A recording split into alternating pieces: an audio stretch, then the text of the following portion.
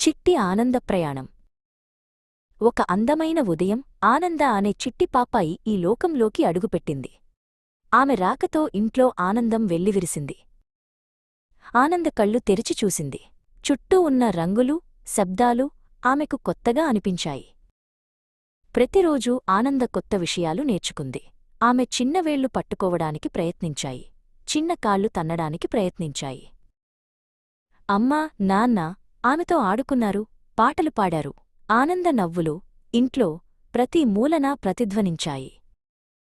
ఒకరోజు ఆనంద తన చేతిని చాచి ఒక మెత్తని బొమ్మను పట్టుకుంది. అది ఆమె మొదటి విజయం.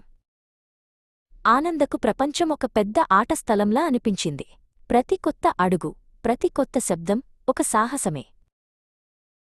ఆమె పాకుతూ అటూ ఇటూ తిరుగుతూ ప్రతి వస్తువును తాకి చూసింది. ప్రతిదీ ఆమెకు అద్భుతంగా అనిపించింది. ఆనంద పెరిగే కొద్దీ ఆమె చిలిపి చేష్టలు అందరినీ నవ్వించాయి.